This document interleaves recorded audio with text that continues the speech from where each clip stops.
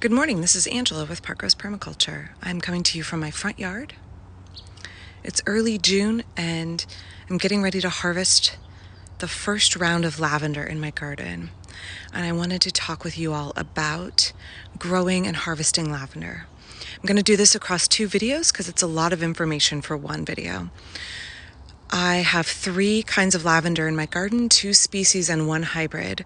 So I'm going to talk today about the English lavenders.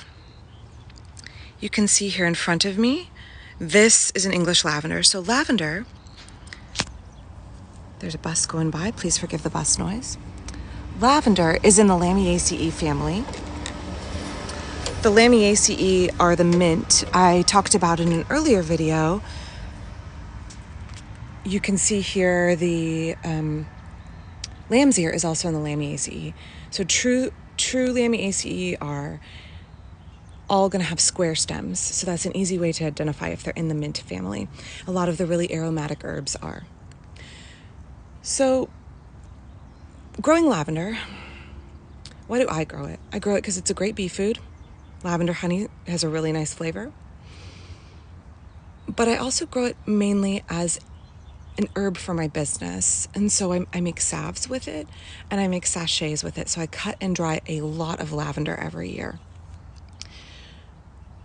When you cut the lavender for harvest, you end up cutting it when it looks like this. So it's really when it's in bud and not in full flower. And so because of that, I tend to take half of a bush and then I leave the other half and let it flower for the bees. And then when it's done flowering, I cut that back. Because if you harvest the whole plant right now, you'll get a great amount of lavender for drying, but there won't be any for bee food. The other option is to just take the whole plant, shear the whole plant, and then leave a couple other lavenders in your yard that are dedicated for bee food. So the way you can tell this is a true lavender is when you look at the buds, you can see you have a relatively short stem, maybe 30 centimeters, and you have these little spaced out sections where the flowers grow in a whorl around the stem, okay? True lavenders have this shorter stem. When I say true lavender, there are about 76 species of lavender that currently are recognized by science. This is Lavandula angustifolia, and angustifolia means narrow-leaved.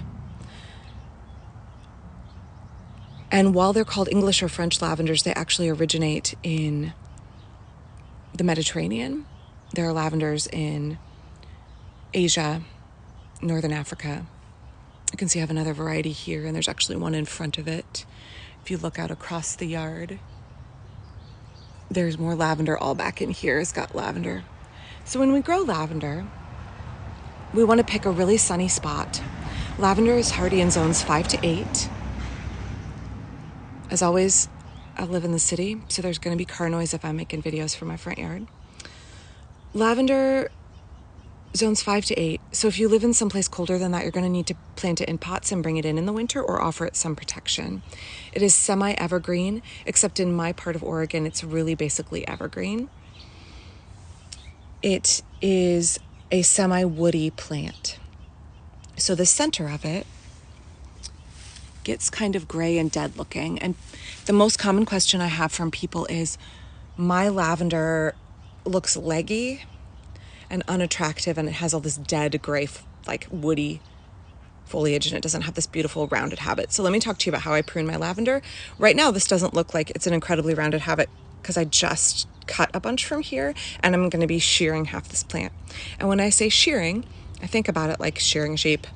You are going in with your pruners, and you're going to grab a bundle, and I'm going to grab it like that, and I cut it, leaving about 3 centimeters of green. I don't cut back into the dead wood, and I cut evenly across the plant, leaving that little bit of green you can see here, just a little bit of green. And that helps me get that nice rounded shape. Now, as your lavender ages, sometimes you get dead spots and gaps, and you can cut back and regenerate that area. In another part of the garden, we'll see if I have time in this video, I can show you one that did that. A branch fell from a tree, from this plum tree into the middle of my lavender, and it broke part of the middle of it, and it's starting to regenerate and send back up. In a year or so, it will have that nice dome shape again. So other reasons that your lavender may not have that beautiful dome shape that you like or aspire to have in the garden: too much shade. So lavender needs full sun. It needs to have a soil pH that's slightly sweet.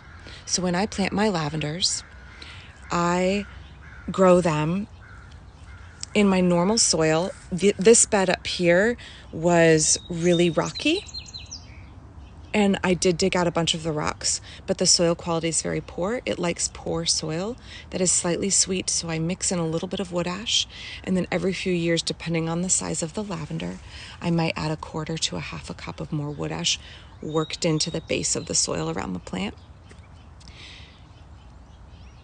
It really doesn't like shade. That's how you get a leggy lavender that doesn't look good.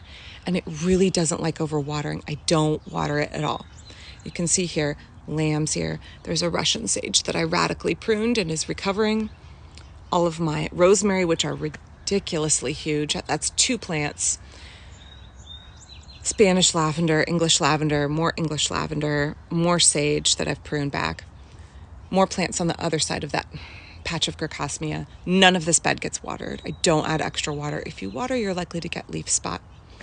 The exception would be if your lavenders are in pots. Everything in a pot is going to need water, but with lavender, you want the soil to dry out completely in between waterings.